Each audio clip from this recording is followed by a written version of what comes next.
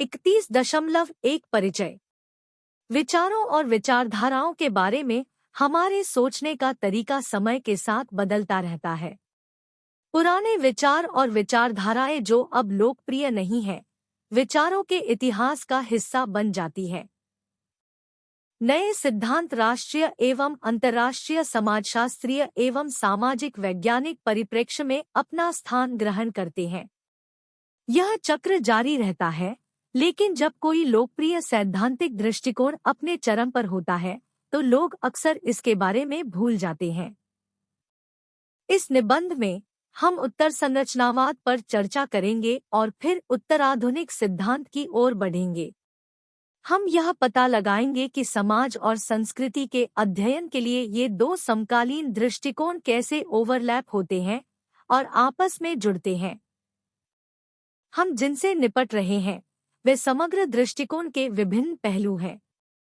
इन दृष्टिकोणों पर केवल एक ही दृष्टिकोण नहीं है। उत्तर संरचनावाद और उत्तराधुनिकतावाद दोनों विचार की विभिन्न दिशाओं को कवर करते हैं। आइए उत्तर संरचनावाद को देखकर शुरुआत करें। उत्तर संरचनावाद शब्द का क्या अर्थ है? यह उन दृष्टिकोणों को संदर्भित करता है जो संरचनावाद के बाद आए। इन सिद्धांतों का उद्देश्य सामाजिक और सांस्कृतिक प्रक्रियाओं की आलोचना और उन्हें तोड़कर समाज को समझना था। उत्तराधुनिकतावाद संरचनावाद से अलग हो गया क्योंकि संरचनावाद ने हर चीज को द्विआधारी विरोधों और उनके अंतर्संबंधों में सरल बना दिया। संरचनावादियों का मानना था कि वे अपनी कार्यप्रणाली का उपयोग करके किसी भी घटना का विश्लेषण कर सकते हैं। यह ध्यान रखना महत्वपूर्ण है कि उत्तर संरचनावाद में कई दृष्टिकोण शामिल हैं, एक एकीकृत सिद्धांत नहीं। हालांकि ये दृष्टिकोण एक सामान्य प्रारंभिक बिंदु साझा करते हैं, संरचनावाद की आलोचना। 31.2 संरचनावाद की आलोचना। उत्तर संरचनावादी अक्सर अपने लेखन में इस बात पर जोर देते हैं कि भाषा विभिन्न व्याख्याओं के लिए विविध अर्थ रखती है। उनका तर्क है कि किसी पाठ के अर्थ को वास्तव में समझने के लिए उसके सतही अर्थ से परे जाकर उसे विखंडित करने की आवश्यकता है। यह परिप्रेक्ष्य बताता है कि पर्यवेक्षक के दृष्टिकोण के आधार पर एक ही पाठ के अलग अलग अर्थ हो सकते हैं। यह ध्यान रखना महत्वपूर्ण है कि उत्तर संरचनावाद संरचनावाद की आलोचना के रूप में उभरता है, एक प्रणाली जो अपनी भाषाई सीमाओं से बाधित होती है। हालांकि संरचनावाद सामाजिक प्रक्रियाओं और घटनाओं की व्याख्या करने में विफल रहता है। इसमें ऐतिहासिक प्रक्रियाओं पर विचार नहीं किया जाता है और यह ऐतिहासिक नहीं है। यह सामाजिक प्रक्रियाओं पर भाषाई नियमों को लागू करता है, जो एक संदिग्ध दृष्टिकोण है। संरचनावाद मानता है कि कोई कार्य स्वतंत्र रूप से अर्थ रखता है, उसकी खोज से पहले भी अस्तित्व में रहता है। इस दृष्टिकोण के अनुसार पाठ केवल विषय को तर्कसंगता की संरचना से जोड़ने वाले पुल के रूप में कार्य करता है। संरचनावादियों का तर्क है कि भाषा और उसकी संरचना वास्तविकता उत्पन्न करती है। चूंकि भाषा विचार को आकार देती है, यह मानवीय धारणाओं को भी आकार देती है। विचार यह है कि अर्थ व्यक्तियों से उत्पन्न नहीं होता है, इसके बजाय यह भाषा के नियमों और व्यक्तियों को नियंत्रित करने वाली व्यापक प्रणाली से उत्पन्न होता है। परिणामस्वरूप व्यक्ति संरचना के अधीन और उससे आगे निकल जाता है। इस संदर्भ में यह संरचना है, विशेष रूप से भाषा, जो व्यक्ति पर प्रभुत्व स्थापित करती है और अर्थ उत्पन्न करती है। 31.3 उत्तर संरचनात्मक सिद्धांत। उत्तर संरचनात्मक सिद्धांत विश्लेषण और समझ के प्रमुख क्षेत्रों में संरचनावादियों से असहमत है। आइए इन अंतरों का पता लगाएं। उससे पहले आइए संक्षेप में उत्तर संरचनावाद की पृष्ठभूमि पर नजर डालें। 1950 के दशक तक संरचनावाद का प्रभाव जोर पकड़ चुका था। सॉसर का मानना था कि अर्थ पूरी भाषा की संरचना में निहित है, व्यक्तिगत शब्दों में नहीं। 1960 के दशक के आसपास संरचनावादियों ने व्यक्तिगत अनुभव पर अस्तित्ववादी फोकस का विरोध करते हुए मार्क्स, फ्रायड और सॉसर के विचारों को मिलाने की कोशिश की। संरचनावादियों ने तर्क दिया कि व्यक्ति अन्य तरीकों के बजाय सामाजिक, मनोवैज्ञानिक और भाषाई संरचनाओं से आकार लेते हैं। हालांकि इस चरम रुख और सार्वभौमिक अनुप्रयोग के दावों को आलोचना का सामना करना पड़ा। एक ही क्षेत्र के दो संरचनात्मक विश्लेषण भिन्न कैसे हो सकते हैं? संरचनावाद की कमियों के कारण बुद्धिजीवियों ने उत्तर संरचनावाद का विकास किया। यह दृष्टिकोण कई मान्यताओं पर आधारित है। एक, सभी घटनाओं को एक ही स्पष्टीकरण के तहत समझाते हुए। 2, एक पारलौकिक वास्तविकता को स्वीकार करना जो अन्य सभी वास्तविकताओं को समाहित करती है। उत्तर संरचनावाद मनुष्य के एक अलग और संपूर्ण व्यक्ति के रूप में प्रबुद्धता के दृष्टिकोण की आलोचना करता है। इसके बजाय यह सुझाव देता है कि व्यक्ति सामाजिक संपर्क में अंतर्निहित है। ये प्रतीकात्मक प्राणी, जिन्हें विषय कहा जाता है, समाज, संस्कृति और समाजशास्त्रीय रूप से आधारित साइटों से जुड़े हुए हैं। विषय रोजमर्रा की वास्तविकता में अभिनेता है, जो काम और मनोरंजन के माध्यम से समाज में योगदान देते हैं। उनके अर्थ और मूल्य समूह की पहचान और उन गतिविधियों में अंतर्निहित है जो उन्हें पहचान देते हैं। इन दृष्टिकोणों को अक्सर मानवता विरोधी करार दिया जाता है, क्योंकि उत्तर संरचनावाद मानवतावादी सिद्धांतों द्वारा बल दिए गए दिव्य या पारलौकिक पूर्णता को अस्वीकार करता है। हालांकि मानवता विरोधी भ्रामक है। यह इंसानों को समझने का एक वैकल्पिक तरीका है, व्यक्तिगत व्यक्तियों के खिलाफ नहीं। जबकि संरचनावाद वास्तविकता को द्विआधारी विरोधों के बीच संबंधों के रूप में प्रस्तुत करता है, उत्तर संरचनावाद वास्तविकता को खंडित के रूप में देखता है। सामाजिक और सांस्कृतिक प्रक्रियाओं को साफ सुथरे विरोध के रूप में नहीं, बल्कि टुकड़ों और टुकड़ों के रूप में देखा जाता है। संपूर्ण प्रक्रिया के रूप में वास्तविकता पूरी तरह से समझने योग्य नहीं है। इसके बजाय उत्तर संरचनावादी विशिष्ट पहलुओं पर ध्यान केंद्रित करते हैं। वे भव्य आख्यानों और मेटा सिद्धांतों को अस्वीकार करते हैं, उन्हें कल्पना के बराबर मानते हैं और वास्तव में वास्तविकता पर कब्जा नहीं करते हैं। उत्तर संरचनात्मक सिद्धांत समय और इतिहास के संदर्भ में भौतिक शरीर का अध्ययन करते हुए विशिष्ट पर ध्यान केंद्रित करते हैं। प्रवचन और सांस्कृतिक कार्यों के विवरण की जांच की जाती है और सामाजिक और सांस्कृतिक वास्तविकता के निर्माण में भाषा की भूमिका पर जोर दिया जाता है। उत्तर संरचनावादी पहले की धारणाओं को चुनौती देते हैं कि भाषा को अस्पष्टता के बिना समझना आसान है। उनका तर्क है कि वास्तविकता स्वयं सामाजिक मैट्रिक्स के भीतर निर्मित होती है और समय के साथ पुनरुत्पादित होती रहती है। 31.4 प्रवचन, ज्ञान और अनुभव को समझना। हमारे अनुभव प्रवचन और ज्ञान की दुनिया से आकार लेते हैं। जो हम समझ सकते हैं उसके लिए सीमाएं निर्धारित करते हैं। एक व्यक्ति के रूप में हम केवल उसी का वर्णन या अनुभव कर सकते हैं जिससे हम व्यक्तिगत रूप से गुजरे हैं। कुछ अनुभवों का वर्णन करने के लिए उपयुक्त भाषा नहीं हो सकती है और नए अनुभवों को पकड़ने के लिए भाषाएं धीरे धीरे विकसित हो सकती हैं। इस विकास में रूपक और विडंबना का उपयोग शामिल है, जो बदले में विचारधारा के बारे में चिंताएं बढ़ाता है, शक्ति की गतिशीलता और व्यक्तियों के दृष्टिकोण पर प्रकाश डालता है। उत्तर संरचनात्मक सिद्धांत सांस्कृतिक कोडों के विश्लेषण में गहराई से उतरते हैं, जो यह अंतर्दृष्टि प्रदान करते हैं कि हमारा जीवन विभिन्न संदर्भों में कैसे प्रकट होता है। यह ध्यान रखना महत्वपूर्ण है कि उत्तर संरचनावादी मानते हैं कि अर्थ के निर्माण में सामाजिक प्रक्रियाओं और व्यक्तिगत जीवन के कुछ पहलुओं पर जोर देना और दूसरों को कम महत्व देना शामिल है। पहले के समाजशास्त्रीय सिद्धांतों के विपरीत, जिनका लक्ष्य निष्पक्षता था, उत्तर संरचनावादी अपने विश्लेषणों की व्यक्ति पर प्रकृति को स्वीकार करते हैं। हालांकि उनका तर्क है कि समाज में अर्थ का पुनर्निर्माण नए विचारों और प्रथाओं को उजागर कर सकता है, जो सामान्य निर्माणों के बजाय विशिष्टताओं की अधिक सूक्ष्म समझ प्रदान करता है। उत्तर संरचनात्मक सोच के दायरे में दुनिया प्रवचन, भाषा और विचारधारा द्वारा मध्यस्थ होती है, जो विषय के अनुभव को आकार देती है। इस परिप्रेक्ष्य के अनुसार अर्थ पाठ में ही अंतर्निहित है, पाठ के बाहर कोई अर्थ नहीं है। समझ अध्ययन के विशिष्ट क्षेत्रों में सामाजिक संकेतों और प्रवचनों से प्राप्त होती है। विरोधाभासी रूप से प्रत्येक पाठ केवल अन्य पाठों के संबंध में ही मौजूद होता है।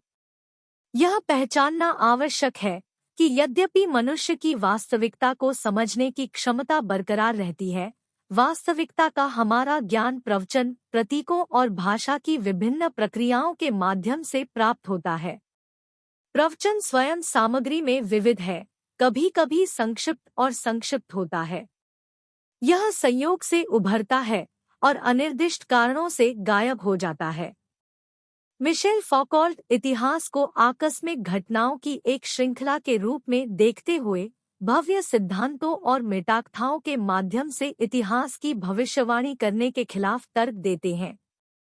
इसलिए इतिहास में मोड़, कथानक, उपकथानक, महत्वपूर्ण घटनाओं और घटनाओं की सटीक भविष्यवाणी नहीं की जा सकती है, वे संयोग से प्रकट होते हैं। 31.5 देरिडा और विखंडन। देरिडा द्वारा प्रस्तुत विखंडन की अवधारणा को समझने के लिए संरचनावाद की यह संक्षिप्त व्याख्या महत्वपूर्ण है। संरचनावाद के मूलभूत विचारों में शामिल है शक्ति या प्रभाव के एक केंद्रीय स्रोत की पहचान जो सभी सामाजिक प्रक्रियाओं को नियंत्रित करती है, जैसे मन, स्वयं या यहाँ तक कि ईश्वर।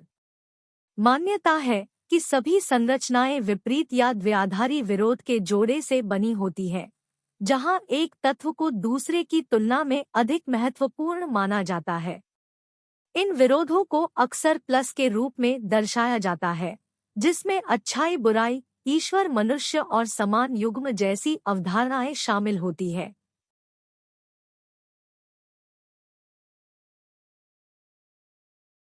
उत्तर संरचनावाद तब उभरा जब देरिडा ने संरचनावाद की आलोचना की, विशेष रूप से भाषा, समाज और संस्कृति पर लागू डिकंस्ट्रक्शन की अपनी अवधारणा के माध्यम से।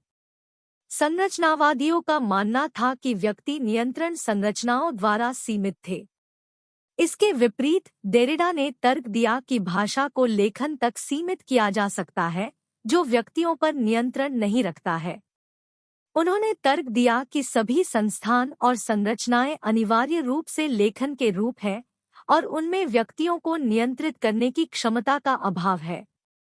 जबकि संरचनावादियों ने भाषा और संरचनाओं में क्रम और स्थिरता को देखा, उत्तर संरचनावादियों ने भाषा को स्वाभाविक रूप से गतिशील और अस्थिर माना। देरिडा के अनुसार भाषा निरंतर प्रवाह की स्थिति में होने के कारण लोगों को नियंत्रित या दंडित करने वाली कठोर संरचनाएं नहीं बना सकती है।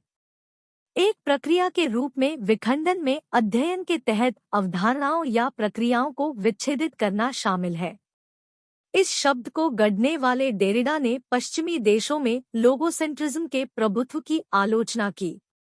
उनके अनुसार लोगोसेंट्रिज्म ने लेखन के ऐतिहासिक दमन को जन्म दिया, जिससे लोगों केंद्रित प्रणाली के भीतर विश्लेषण और सोचने की स्वतंत्रता सीमित हो गई। देरिडा का उद्देश्य लेखन को दमन से मुक्त करने के लिए इस दृष्टिकोण को खत्म करना था। इस संदर्भ में पारंपरिक रंगमंच एक नियंत्रित धार्मिक रंगमंच की स्थितियों के तहत वास्तविक जीवन के प्रतिनिधित्व के रूप में कार्य करता है।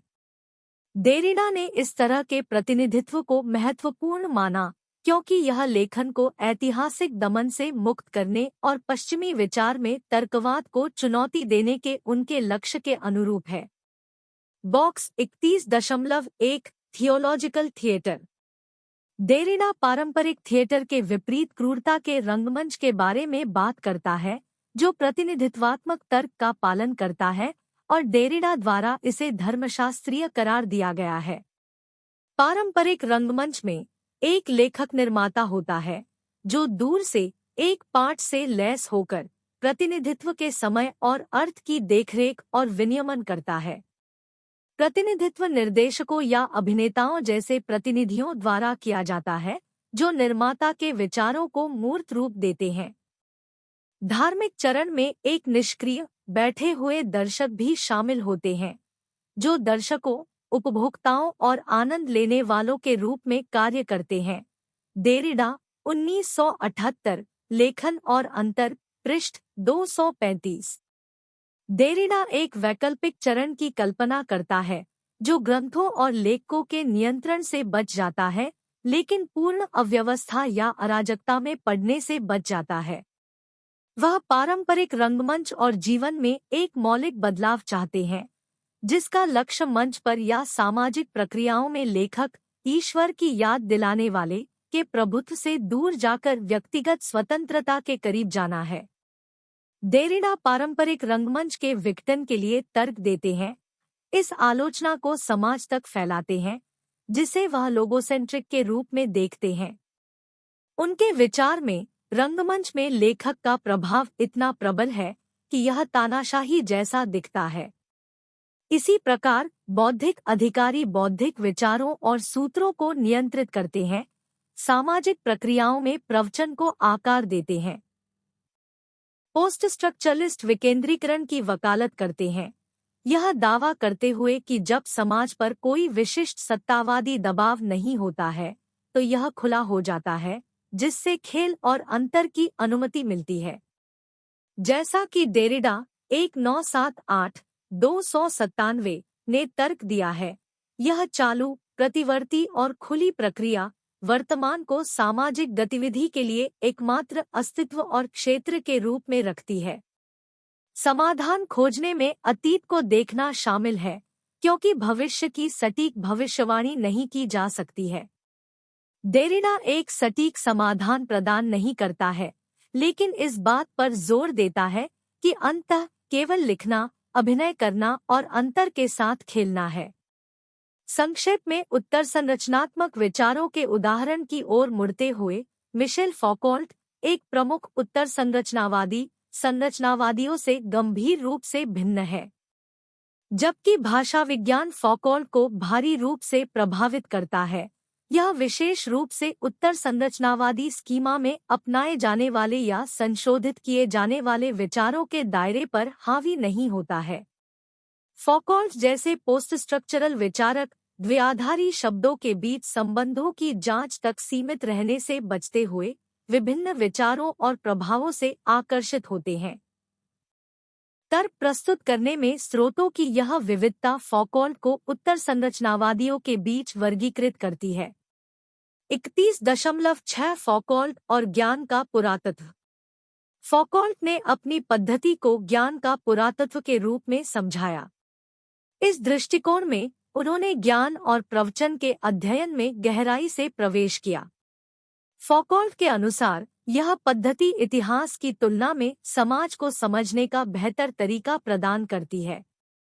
उन्होंने एक घिसीपिटी रैखिक प्रगति प्रस्तुत करने के लिए इतिहास की आलोचना की और तर्क दिया कि वास्तविकता आमतौर पर चित्रित की तुलना में अधिक सीमित और निरंतर है।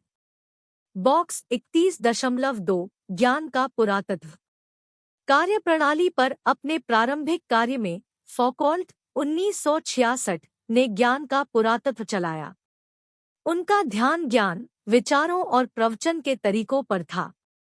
उन्होंने अपने दृष्टिकोण की तुलना इतिहास और विचारों के इतिहास से की, जिसे उन्होंने बहुत तर्कसंगत माना और ज्ञान के इतिहास में अत्यधिक निरंतरता देखने के इच्छुक थे। हालांकि फौकॉल्ट ने शुरू में इस अत्यधिक संरचनात्मक दृष्टिकोण को नियोजित किया था, बाद में वह उत्तर संरचनावादी अभिविन्यास में स्थानांतरित हो गए।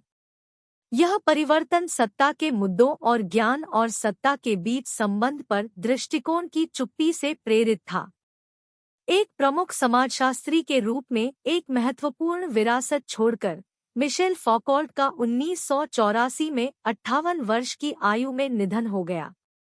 उनके अंतिम कार्यों में कामुकता के अध्ययन पर एक त्रयी थी, जिससे इस विषय में उनकी गहरी रुचि का पता चलता है। त्रयी में 1976 में द हिस्ट्री ऑफ सेक्सुअलिटी, 1984 में the care of the self और 1984 में द यूज ऑफ प्लेजर शामिल थे। रिट्जर 1996, सोशियोलॉजिकल थ्योरी, पी 604 से 5। हालांकि फौकॉल्ट संरचनाओं के विश्लेषण से हटकर सत्ता की वंशावली में घुस गए। उनका उद्देश्य यह उजागर करना था कि ज्ञान के सृजन के माध्यम से शासन कैसे कार्य करता है। उन्होंने तर्क दिया कि ज्ञान और शक्ति के बीच संबंध पदानुक्रमित नहीं होना चाहिए। इस धारणा के विपरीत कि विज्ञान की तरह उच्च ज्ञान अधिक शक्ति उत्पन्न करता है, फौकॉल्ट ने विज्ञान में उन तकनीकों और प्रक्रियाओं की जांच की जो संस्थानों के माध्यम से लोगों को प्रभावित करते हैं। इसका मतलब यह नहीं है कि संभ्रांत लोग सांठगांठ कर रहे हैं और सत्ता में हेरफेर कर रहे हैं। फौकॉल्ट ने सामाजिक प्रगति पर एक गैररेखीय परिप्रेक्ष्य अपनाया, इतिहास को रैखिक उन्नति के बजाय वर्चस्व के विकसित होते पैटर्न के रूप में देखा। उन्होंने इस बात पर जोर दिया कि ज्ञान और शक्ति को हमेशा विरोध और प्रतिरोध का सामना करना पड़ता है। उनके उत्तर संरचनावादी दृष्टिकोण में ज्ञान और शक्ति व्यापक है, लेकिन सर्वव्यापी नहीं है। उनके अधिकार पर लगातार सवाल उठाए जाते हैं और उनका विरोध किया जाता है। फौकॉल्ट के विचारों का एक संक्षिप्त अवलोकन उत्तर संरचनावाद अनुभाग फौकॉल्ट 1979 को समझने में सहायता करता है। फौकॉल्ट के अनुसार पूरे इतिहास में मानसिक रूप से बीमार लोगों को गलत समझा गया है और उनके साथ दुर्व्यवहार किया गया है, उन्हें नैतिक नियंत्रण के अधीन रखा गया है। शक्ति और ज्ञान एक दूसरे से जुड़े हुए हैं। पैनोप्टिकॉन जैसी प्रौद्योगिकियां एक केंद्रीय अवलोकन टॉवर के चारों ओर कोशिकाओं वाली जेल कैदियों के कार्यों को दृश्यमान बनाकर शक्ति का प्रयोग करती हैं। यह संस्था प्रतीकात्मक रूप से सामाजिक नियंत्रण का प्रतिनिधित्व करती है, कैदियों को आत्मसंयम के लिए मजबूर करती है। पैनोप्टिकॉन सामाजिक नियंत्रण, निगरानी के लिए एक प्रोटोटाइप के रूप में कार्य करता है और भौगोलिक क्षेत्रों की खुफिया सेवाओं और उपग्रह अवलोकनों का अनुमान लगाता है। उत्तराधुनिकतावाद एक एकल सिद्धांत, रूपक या भव्य सिद्धांत नहीं है, इसके बजाय यह विभिन्न समान पहलुओं के साथ एक समग्र दृष्टिकोण है। उत्तर आधुनिकतावाद में कोई एक रुख नहीं है, लेकिन इस दृष्टिकोण के सभी विचारकों में कुछ विशेषताएं समान हैं जो इसे आधुनिकतावाद से अलग करती है। उत्तर आधुनिकतावाद में उत्तर आधुनिक संदर्भ के लिए प्रासंगिक विचारों को प्रस्तुत करना, विच्छेदन और निर्माण करना शामिल है। कुछ समाजशास्त्री इसे एक गुजरती प्रवृत्ति के रूप में देख सकते हैं, लेकिन यह स्पष्ट है कि उत्तर आधुनिकतावाद को एक तथ्य और एक घटना दोनों के रूप में नजरअंदाज नहीं किया जा सकता है। हालांकि यह ध्यान रखना महत्वपूर्ण है कि उत्तर आधुनिकतावाद क्षेत्र के भीतर ही विविध स्थितियों को समाहित करता है। अक्सर एक दूसरे के साथ भ्रमित होने वाले शब्दों के बीच अंतर करना महत्वपूर्ण है। उत्तर आधुनिकता आधुनिक युग के बाद आने वाले ऐतिहासिक युग को संदर्भित करता है। उत्तराधुनिकतावाद आधुनिक सांस्कृतिक उत्पादों, कला, वास्तुकला आदि में से अलग सांस्कृतिक उत्पादों को संदर्भित करता है। उत्तर आधुनिक सामाजिक सिद्धांत विचार करने की एक पद्धति है जो आधुनिक सामाजिक सिद्धांत से भिन्न है। संक्षेप में, उत्तर आधुनिकतावाद एक नए युग, नए सांस्कृतिक उत्पादों और समाज के बारे में नए सिद्धांतों को शामिल करता है। ये नई वास्तविकताएं ताकत हासिल कर रही हैं, जो आधुनिक युग के अंत और एक और युग के उदय का संकेत दे रही है। यह बदलाव आधुनिक इमारतों के टूटने से स्पष्ट है। जबकि उत्तराधुनिक सिद्धांत सामान्य समाधान प्रदान करते हैं, उत्तराधुनिक युग की सटीक जन्मतिथि बहस का मुद्दा है। हालांकि ऐसा लगता है कि यह 1960 के दशक में आधुनिक से परिवर्तित हो गया है। सांस्कृतिक क्षेत्र में उत्तर आधुनिक सांस्कृतिक उत्पाद आधुनिक उत्पादों का स्थान ले रहे हैं। उत्तर आधुनिक सामाजिक सिद्धांत, जो आधुनिक सामाजिक सिद्धांत से उभर रहा है और उससे भिन्न है, पहले के सिद्धांतों की बुनियादीवाद की धारणा को खारिज करता है और सापेक्ष, गैरसंबंधपरक और शून्यवादी होता है। 31.7 जेमसन और स्वर्गीय पूंजीवाद, एक सरलीकृत अनुवाद। एक बार फिर उत्तर आधुनिक विचारक एक बड़ी कहानी या व्यापक कथा के विचार को अस्वीकार करते हैं। उदाहरण के लिए लियोटार्ड को लें, जो आधुनिक ज्ञान की तुलना पार्सन्स या मार्क्स जैसे उसके भव्य विचारों से आधुनिक विज्ञान से जुड़े आख्यानों से करता है। इसलिए यदि लियोटार्ड आधुनिक ज्ञान को इन बड़ी कहानियों, मेटानारेटिव्स के साथ जोड़ते हैं, तो उत्तराधुनिक दृष्टिकोण स्वाभाविक रूप से इस तरह के पूर्ण सिद्धांत को अस्वीकार करने का आह्वान करते हैं। लियोटार्ड जैसे उत्तर आधुनिक विद्वान विभिन्न दृष्टिकोणों के मतभेदों और चुनौतियों का सामना करने से नहीं डरते। उत्तर आधुनिकतावाद एक ऐसा उपकरण बन गया है जो एक व्यापक छतरी के नीचे विभिन्न दृष्टिकोणों को अपनाता है। अब आइए उत्तर आधुनिक सिद्धांत के कुछ उदाहरण देखें। फ्रेडरिक जेमसन का कार्य उत्तर आधुनिक सिद्धांत का स्पष्ट चित्रण करता है। जबकि कई लोग तर्क देते हैं कि आधुनिकता और उत्तर आधुनिकता काफी भिन्न है और उनमें सामंजस्य बिठाना चुनौतीपूर्ण है, जेमसन बीच का रास्ता अपनाते हैं। उनका सुझाव है कि दोनों युगों के बीच कुछ निरंतरताएं हैं। जेमसन के अनुसार पूंजीवाद अब अपने अंतिम चरण में है, लेकिन वैश्विक उत्पादन का प्राथमिक रूप बना हुआ है।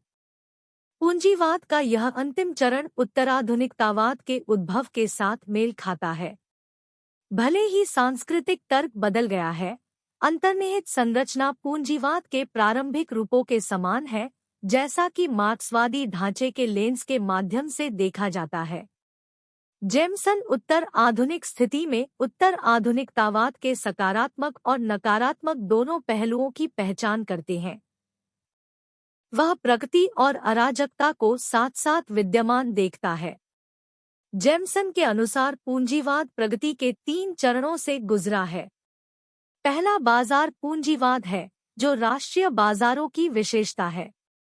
इसके बाद साम्राज्यवादी चरण आता है, जिसे वैश्विक पूंजीवादी नेटवर्क का समर्थन प्राप्त है। तीसरा चरण देर से पूंजीवाद है, जहां शेयर पूंजी का उपयोग नए क्षेत्रों को वस्तु बनाने के लिए किया जाता है। आर्थिक संरचना में परिवर्तन स्वतः ही तदनुरूप सांस्कृतिक परिवर्तन लाता है। इसलिए जेमिसन ने नोट किया कि यथार्थवादी संस्कृति बाजारवाद से जुड़ी हुई है, आधुनिकतावादी संस्कृति एकाधिकारी पूंजीवाद से जुड़ी है, उत्तर आधुनिक संस्कृति बहुराष्ट्रीय पूंजीवाद के अनुरूप है। बॉक्स 31.3 देर से पूंजीवाद। आधुनिक समाज को वस्तुओं के समग्र उत्पादन में कलात्मक सृजन के एक महत्वपूर्ण एकीकरण का सामना करना पड़ रहा है। कपड़ों से लेकर हवाई जहाज तक विभिन्न वस्तुओं के निरंतर उत्पादन की तत्काल आवश्यकता ने कलात्मक नवाचार की महत्वपूर्ण भूमिका को जन्म दिया है। कला का समर्थन करने वाली संस्थाएं, जैसे कि फाउंडेशन, अनुदान, संग्रहालय और संरक्षण के अन्य रूप, इन आर्थिक मांगों को पूरा करने के लिए उभरे हैं। स्रोत फ्रेडरिक जेमसन, 1984, पोस्टमॉडर्निज्म या the cultural logic of late capitalism, new left review, री 57।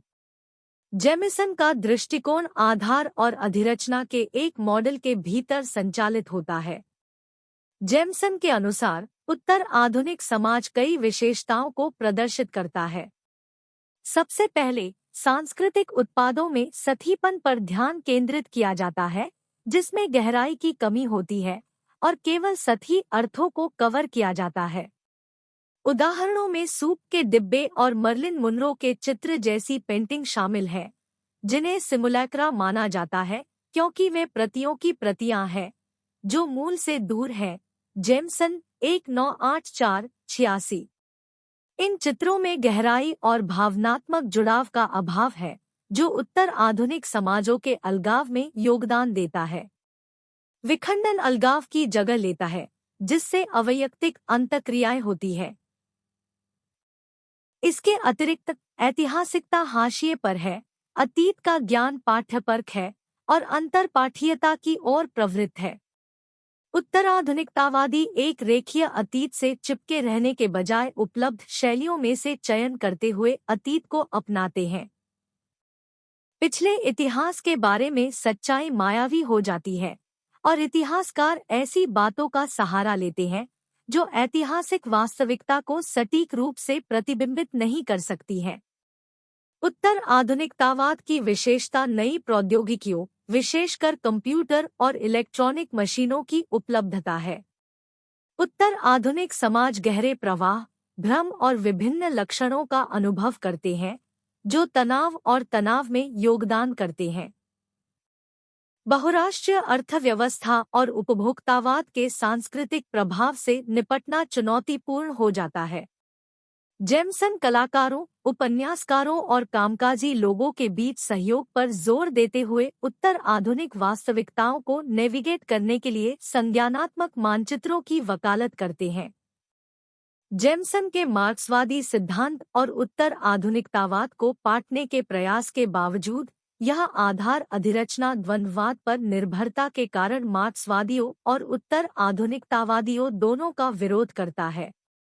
जबकि जेमसन मार्क्सवादी सिद्धांत के साथ एक कमजोर संबंध रखता है, वह भव्य सिद्धांतों को संश्लेषित करने की कठिनाई को स्वीकार करता है।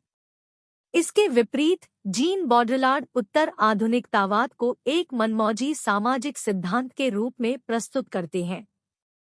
बॉड्रिलार्ड के विचारों की यात्रा 1960 के दशक में भाषा विज्ञान और लाक्षणिकता से प्रभावित होकर उपभोक्ता समाज की मार्क्सवादी आलोचना के साथ शुरू हुई।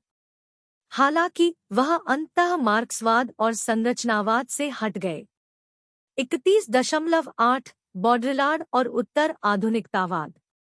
1970 के दशक में बॉड्रिलार्ड ने तर्क दिया कि मार्क्सवादियों और उनके आलोचकों दोनों ने पूंजीपति वर्ग से जुड़ा एक रूढ़िवादी अभिविन्यास साझा किया था।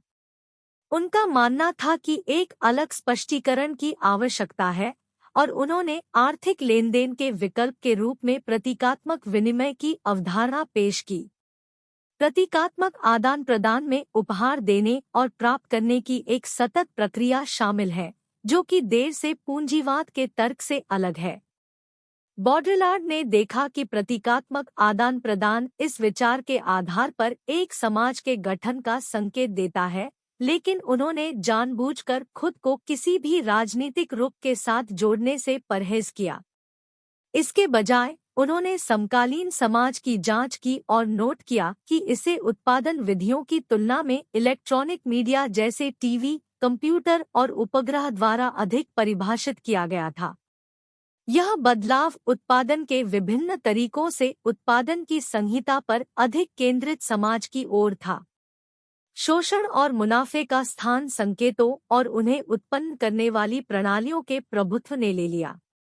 उत्तराधुनिक समाज में संकेत, जो एक बार किसी और चीज का जिक्र करते थे, स्वसंदर्भित हो गए और सिमुलेशन और सिमुलक्रा द्वारा चिन्हित किए गए, जो उपभोग के विभिन्न पहलुओं का प्रतिनिधित्व करते हैं। बॉड्रिलार्ड 1973। बॉड्रिलार्ड के लिए उत्तराधुनिक दुनिया एक अतिवास्तविकता है, जहां मीडिया वास्तविकता से अधिक वास्तविक हो जाता है। यह समाचारों, विचारों और घटनाओं को अतिरंजित, तिरछे और कभी-कभी वैचारिक तरीके से प्रस्तुत करता है, इसलिए इसे हाइपररियलिटी कहा जाता है। इसके परिणाम होते हैं क्योंकि वास्तविकता पर ग्रहण लग जाता है और अतिवास्तविकता में गायब भी हो सकता है। बॉक्स 31.4 आपदा प्रबंधन। संक्षेप में, उत्तर और दक्षिण के बीच एक महत्वपूर्ण विकृति मौजूद है जो दक्षिण के प्रतीकात्मक लाभ के पक्ष में है। बॉड्रिलार्ड इस असंतुलन के कारण एक दिन विघटन की भविष्यवाणी करता है। उनका सुझाव है कि जब तक गरीब देशों की अंतर्राष्ट्रीय कांग्रेस द्वारा दुख और तबाही के प्रतीकात्मक विशेषाधिकार को साझा करने के लिए त्वरित निर्णय नहीं लिया जाता, तब तक पश्चिम का पतन हो जाएगा। Jean Baudrillard, the illusion of the end, पृष्ठ 69। बॉड्रिलार्ड का मानना है कि संस्कृति एक गहरे बदलाव से गुजर रही है, जिससे जनता विद्रोही के बजाय अधिक निष्क्रिय हो गई है। वह जनता को सांस्कृतिक परिवर्तनों को आसानी से स्वीकार करते हुए बिना किसी प्रतिरोध के नए विचारों और कलाकृतियों को आत्मसात करते हुए देखता है। बॉड्रिलार्ड के अनुसार मीडिया जनता का निर्माण नहीं करता है, इसके बजाय यह उन्हें वह प्रदान करता है जो वे चाहते हैं, जैसे वस्तुएं और मनोरंजन। बॉड्रिलार्ड के विचार में समाज एक मृत्यु संस्कृति का अनुभव कर रहा है, जहां लोग उपभोक्तावादी संस्कृति में संलग्न होकर मृत्यु की चिंता को कम करने का प्रयास करते हैं। बॉड्रिलार्ड के सिद्धांत में क्रांतिकारी पहलू का अभाव है और वह इस बात पर ध्यान नहीं देता है कि प्रतीकात्मक विनिमय समाज कैसे स्थापित किया जाए। कुल मिलाकर बॉड्रिलार्ड के अनूठे विचार आधुनिकतावाद से स्पष्ट विचलन दर्शाते हैं। बॉड्रिलार्ड ने शास्त्रीय विचार से परे समाजशास्त्रीय सिद्धांत के विकास पर प्रकाश डालते हुए समकालीन समाज का पुनर्निर्माण किया। उत्तर आधुनिकतावाद विशिष्ट विशेषताओं को प्रदर्शित करता है, जिसमें विचारों और अर्थों की बहुलता भी शामिल है। उत्तराधुनिकतावादी शास्त्रीय समाजशास्त्रीय सिद्धांत में पाए जाने वाले मेटाआख्यानों पर अविश्वास करते हुए बहुरूपी और वैकल्पिक अर्थों की तलाश करते हैं। वे विभिन्न दृष्टिकोणों के कारण अनेक सत्यों के अस्तित्व में विश्वास करते हैं। उत्तराधुनिकतावादी अवधारणाओं और विचारों को व्याख्या के लिए खुला पाठ मानते हैं, पाठ के भीतर द्वयाधारी विरोधों की खोज करते हैं। इन द्वयाधारी विरोधों को गलत या जरूरी नहीं कि सच के रूप में चुनौती दी जाती है। इसके अतिरिक्त उत्तराधुनिकतावादी अनुपस्थित या छोड़े गए पाठों और समूहों की पहचान करते हैं, इस चूक को किसी भी विखंडन के लिए महत्वपूर्ण मानते हैं। उत्तर आधुनिकतावाद जीवन के विभिन्न पहलुओं जैसे फिल्म, टीवी और साहित्य में मौजूद है, जो उत्तर आधुनिक दृष्टिकोण से प्रभावित है।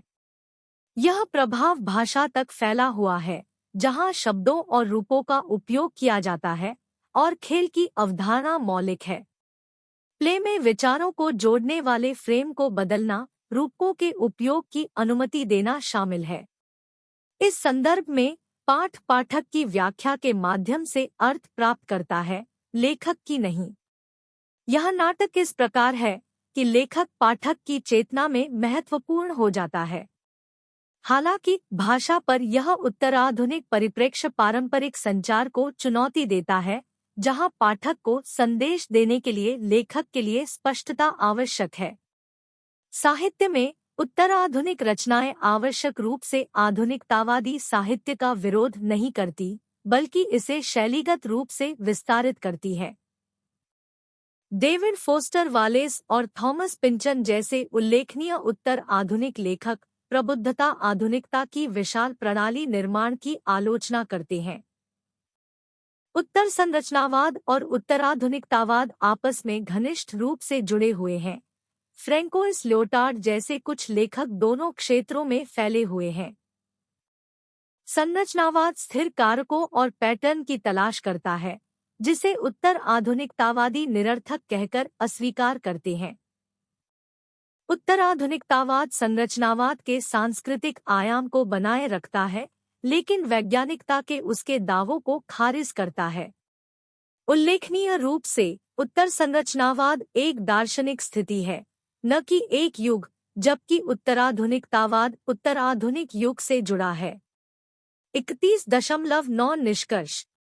तो उत्तर आधुनिकतावाद ने क्या हासिल किया है? उत्तराधुनिकतावाद ने विश्लेषण पर से पर्दा हटाकर ज्ञानमीमांसीय और वैचारिक दोनों निर्माणों को उजागर और खंडित किया है। इसके अतिरिक्त नृवंश विज्ञान की बारीकी से जांच ने नृवंश विज्ञान के पुनर्मूल्यांकन और प्रश्न पूछने को प्रेरित किया है। उत्तर आधुनिकतावाद और उसके समर्थकों का तर्क है कि समाजशास्त्रियों को संस्कृति का अध्ययन करने, विषय संवेदनशीलता बढ़ाने में अपनी संस्कृति की भूमिका की जांच करनी चाहिए। हालांकि उत्तर आधुनिक दृष्टिकोण को विभिन्न मोर्चों पर आलोचना का सामना करना पड़ता है। सबसे पहले उत्तराधुनिकतावादी सिद्धांत को अस्वीकार करते हैं, एक विरोधाभास पैदा करते हैं, क्योंकि यह रुख स्वयं उनके द्वारा रखी गई एक सैद्धांतिक स्थिति है। वे किसी संस्कृति के अतार्किक या गैरतर्कसंगत पहलुओं को भी उजागर करते हैं। इसके अलावा सीमांत पर उत्तर आधुनिक फोकस अपने आप में मूल्यांकनात्मक है। अंतरपाठीयता की वकालत करने के बावजूद उत्तराधुनिकतावादी लगातार इस सलाह का पालन नहीं करते हैं और अक्सर ग्रंथों को स्वतंत्र इकाई के रूप में मानते हैं। उत्तराधुनिकतावादी सिद्धांत के मूल्यांकन को खारिज करते हैं, लेकिन इसका मतलब मूल्यांकन के लिए साधनों की कमी नहीं है। उनके अनुसार आधुनिकतावाद असंगत है, फिर भी वे स्वयं इसे जैसा उचित समझे प्रयोग करते हैं। अंत में उत्तराधुनिकतावादी अपने लेखन में वास्तविकता या सच्चाई के किसी भी दावे को नकार कर आत्मविरोधाभास का प्रदर्शन करते हैं। इसके अतिरिक्त उत्तर आधुनिकतावाद में वैज्ञानिक पद्धति में विश्वास की कमी का मुद्दा भी है। हालांकि यदि समाजशास्त्र इस रुख को अपनाता है, तो यह उन कारणों की खोज करने के बजाय अर्थों का अध्ययन बनने का जोखिम उठाता है जो समाज में किसी व्यक्ति के अस्तित्व को प्रभावित करते हैं।